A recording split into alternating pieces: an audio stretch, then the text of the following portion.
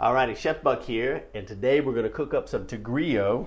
I got a plantain. In fact, I got a bunch of plantains because we've been enjoying plantains. We've been enjoying the foods that we're finding in Ecuador, and I've really been enjoying Tigrillo, which is a breakfast item, although we've had it at non-breakfast times too. Yeah. And I'm shocked by how much I'm enjoying it. In fact, we've had it at a number of different places around town. I'll put some pictures of different variations that we've had. And there are a lot of variations, and I'm going to make a variation today, but it seems like everywhere we go, it's a little bit different. It's plantain, egg, cheese, and sometimes meat.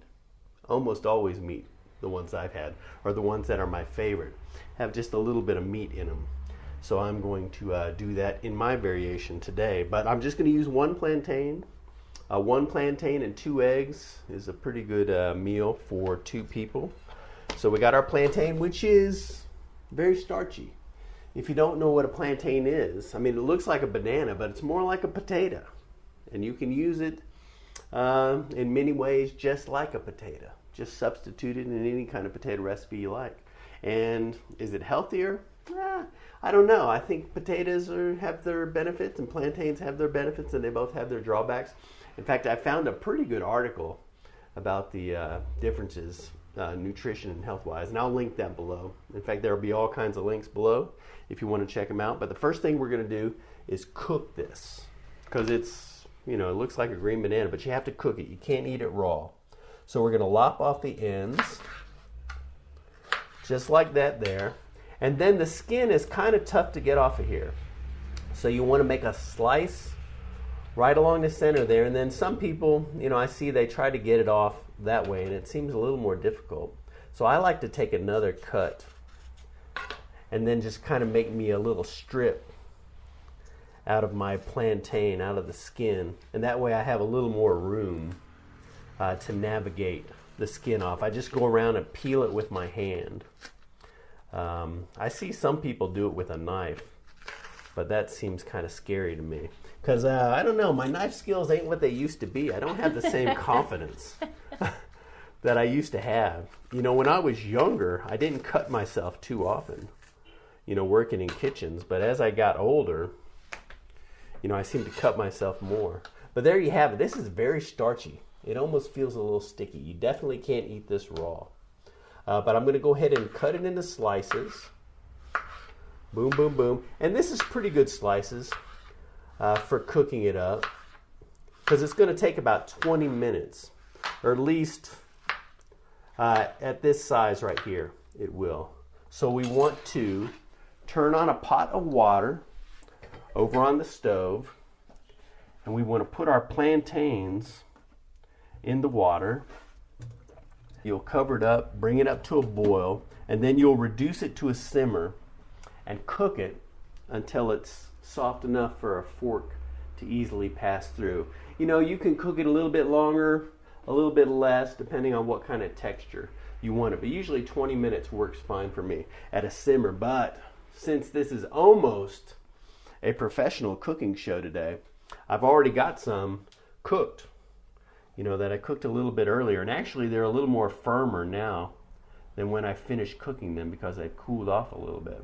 But a fork, when these were first done cooking, a fork passed easily through here. It doesn't pass as easily now that they've cooled down, but these are definitely done.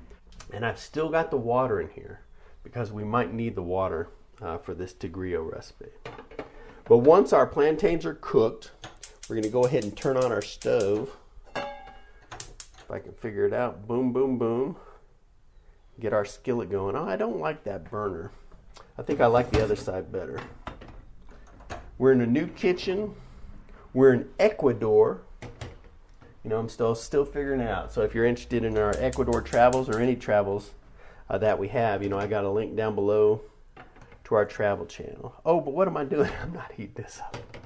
I'm heating this skillet up. Must be time to eat. Yeah, I start multitasking, it all goes to hell. But I'm going to heat up a little bit of oil. I'm just using olive oil. Boom, boom, boom.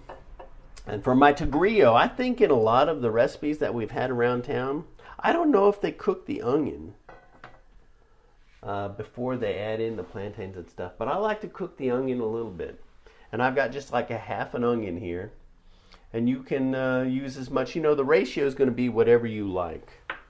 But the half onion works fine for me. And then I've got a little bit of meat chopped up. This is just a little bit of chicken, from a restaurant that we went to, and we brought home a little bit of cooked chicken and a little bit of cooked pork.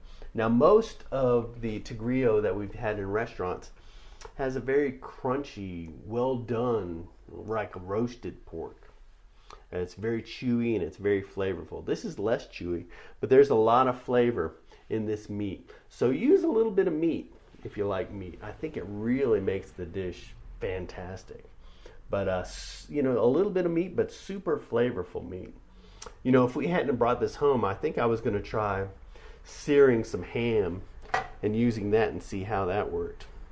But this leftover chicken and rib is going to be perfecto. But I'm going to go ahead and get my onion going in my skillet because it's hot enough now. And I don't know if you have to do this part. I don't know if the recipes that we've had have seared the onion, but I kind of like it like that. And I'm not going to do it for very long. I don't think they all have onions. Some of them, they all have egg, cheese, and the plantain, and it's really satisfying, as you say. Yeah. But it's some surprisingly of them, flavorful. Yeah, but I think too, some of them put herbs instead. Oh, we did have one fancy one, the one that you got at the one restaurant, which was the nicest restaurant, and it was the fanciest Tigrillo, just to look at it. But it was smoother, it didn't have as much texture, it was pricier, and it was my least favorite. I like the more rustic version. I do like the plantain to have a little bit of resistance still. Yes. Now, hopefully this will have enough. Hopefully I haven't overcooked that. But I'm going to add some seasoning in here. I got a little heat for spice. Boom, boom, boom. Definitely, you can add heat or not. Entirely up to you. And I got a little bit of paprika, and this is some flavorful paprika. Now, the one thing you will want to add is some salt. Because, like I said, this plantain is very similar to potato. So, you're going to want some salt in the dish for that flavor. But, salt to taste, and I'll add this much right now. And maybe I'll add a little bit more later if necesito. But I got my onion started here. This is like a stick to your ribs, like an oatmeal. Yes, it's definitely a very satisfying meal. And here in Ecuador, it's reasonably inexpensive.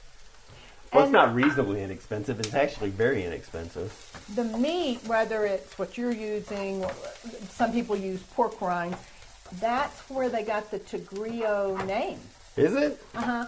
Apparently, it's another term for basically something like an ocelot, basically a cat that has spots, because this dish can sometimes be spotty. Spotty? Yeah, because the dark of the meat. Okay, well, camera girl, I'm cooking and eating. She does all the research. I just assumed that it was called Tigrillo because they used to put tiger meat in here. Yeah, okay.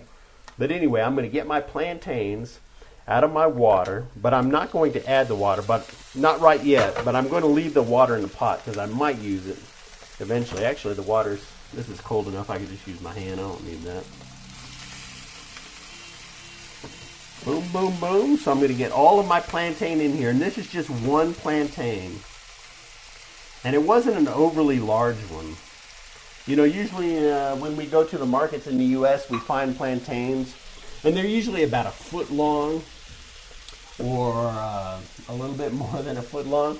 But here in Ecuador, we've seen plantains almost as big as me. Okay. And we don't have skillets for that, so I had to search around to find for some reasonably priced plantains. But now I'm going to mash up my plantain. Part of it. You want to leave some chunks. Oh yes, I'm not going to mash it completely because, oops.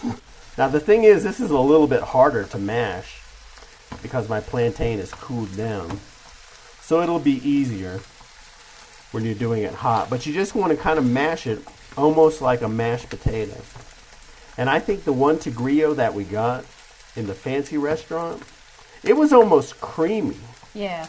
You can definitely mash it to your desired consistency. I think they had also boiled the plantain longer because you're right. It just didn't have as much texture, which is part of what made me fall in love with the dish. Yes, and I actually boiled this plantain longer. This was actually going to be, I was afraid that this was going to be too mushy when I was doing it, but since it cooled down, you know, just like a potato, it gets hard when it cools down. And it dries out very quickly in the skillet. So if it seems like I'm mashing it too much, I'm actually not, because in my other practice dishes for making this, I found that as much as I like it rustic, I don't want too huge chunks. Like these chunks here are too big. You know, I want it to have texture and not be smooth, but I don't like it overly chunky. You know, I don't want big pebble-sized pieces of plantain in here. But if you do, you know, definitely do that. Definitely experiment and try to find versions that you like. But I think this is good enough right here. And as you can see, it's gotten pretty dry. And that's what we're going to use this water for. I don't like though, because you like the dry. It's kind of surprising. I think you might be surprised how much we do use. Fire going here. Boom, boom, boom. So I got my water that I boiled my plantain in earlier, and I'm just going to add this here. And maybe doing that in advance, it wasn't such a great idea, because usually the water would be a little bit hotter when I add it. But that's okay, because this is going to heat up here. And then we'll come back to that. But I got a few more ingredients that I got to get. Because like I said, you know, 1 plantain for 2 people, and then 2 eggs. So 1 kind of foot-long plantain and 2 eggs is a good ratio. And then we're going to add some cheese. And I bought this cheese the other day at the local mercado. And it actually has a picture of Tigrillo on it. So I thought, well, this is probably the cheese for this dish. But I'm not going to use that. I just wanted to show that it's just a queso fresco. But we're actually going to use just this block of cheese here that I don't even know what it was. It's oregano. Oregano Queso. flavored cheese, oregano queso. See? But, you know, it's a nice white cheese. And I think that's what you want to use for this dish. And a lot of times when we found it in restaurants, it's cut into little squares and chunks. But I went ahead and shredded it because we're in a fancy Airbnb and they actually had a shredder. So I added the water to here. And as you can see, it's kind of creamied up a little bit more. And it's probably softened up a little bit more. So I could probably smash some of these bigger pieces a lot easier. Without them sliding out of the pan? Exactly, without losing too many of them on the floor. Don't overdo it. No, I'm definitely not. I know you think I am. Okay. But I've actually smashed it a lot more than this when I made it before. And, you know, I thought it was pretty good, the versions I made before. And let me see. Let me go ahead and give a taste here to see what my salt content is.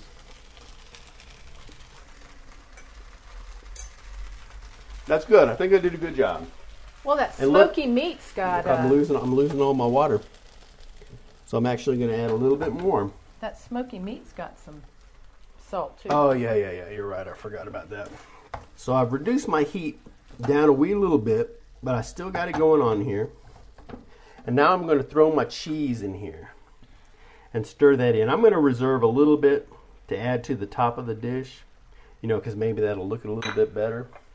So I'm going to stir my cheese around in my Tigrillo and get it mixed up. And now I'm going to take my Tigrillo and I'm going to kind of push 1/2 off to the side and 1/2 to the other side. Oh, shoot. You know what I did? Last time I did this, I forgot. I kind of scrambled them up ahead of time. So this will be a little bit different. So we'll see how this works out. But you just want to take 2 eggs and cook it in the middle of your pan. Just right there. Let me see if I can mix these up. Boom, boom, boom. And I'll turn my heat up. And we'll let these eggs cook up for a few minutes. Now come on over here, camera girl, because we're going to serve this with avocado. Look how ginormous this avocado is. We're finding perfect avocados here in Ecuador. I mean, golly, well, I guess we do see these in the U.S., the big ones like this here, but they're usually not very flavorful. But they've been super duper flavorful here in Ecuador.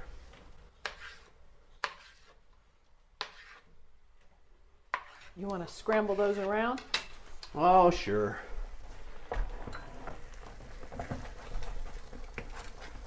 Give my eggs a little stir. So we'll go ahead and peel our avocados.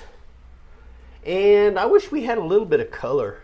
Like tomatoes to add or this something? here. What is that thing we've been seeing around town? They put little, they almost look like cherry tomatoes, but they're not.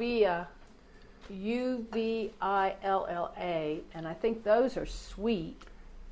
And then there's also, oh, I can't remember the other name. There's that they make their ají out of, the H-A-I. Yeah, it's like a little sauce that Yeah. you get with a lot of dishes. And But, those are more savory. yeah, we're eating out in a lot of restaurants in Ecuador, and we're finding a lot of different kinds of foods. So if you check out our travel channel, I'm sure we're going to be putting that stuff up over there. Well, let's get back to my skillet before my eggs get overdone. All righty. Now I'm going to stir it, mix everything all together. And it really doesn't look all that exciting. It really kind of looks bland. And I didn't put a lot in here, flavor-wise. So, I mean, it's just shocking how good it is. But you can see from the pictures that we keep ordering it every time we go out.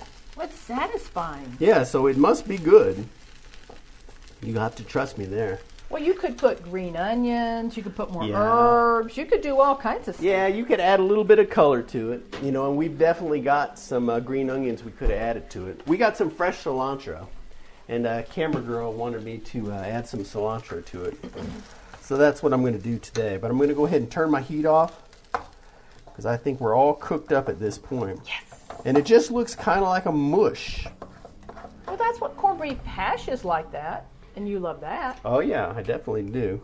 Now when we get this in the restaurants, like I said, they usually have some bigger, chewier chunks of pork. And so it usually looks a little darker. They use pork rinds sometimes. What is it, chicharron or something like that? It's a roasted pork. Mm-hmm. Let me throw this on here. Boom, boom, boom.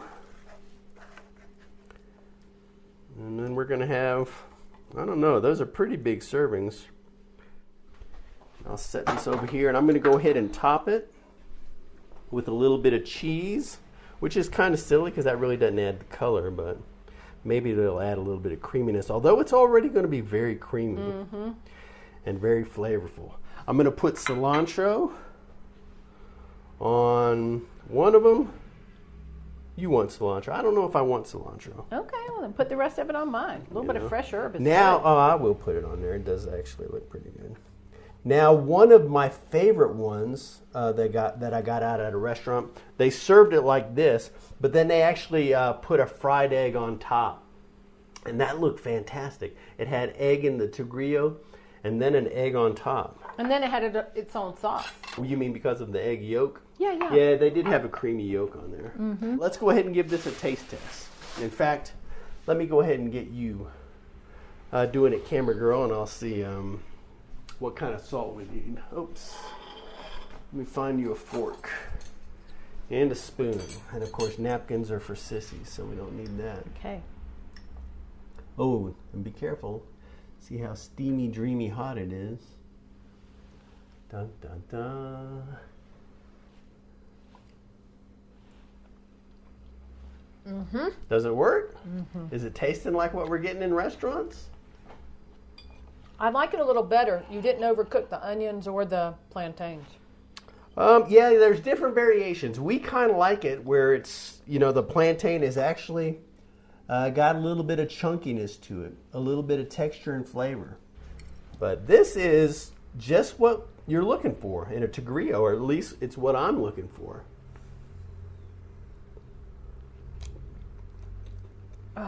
See, that is not as mushy as your last batch. This is perfection. I don't know. It's pretty similar, I think. I don't think it's that different.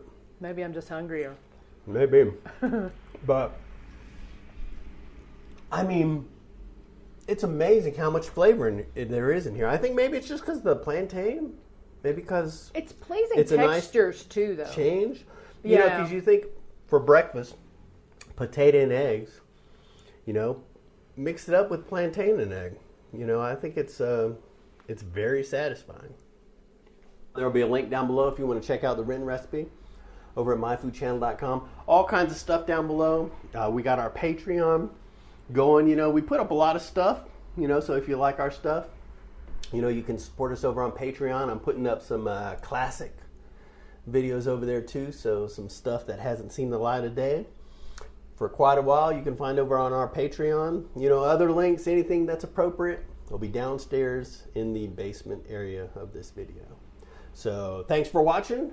Definitely give it a try. Let us know what you think, and we'll see you in the future. Let me see you in the future over here. Future.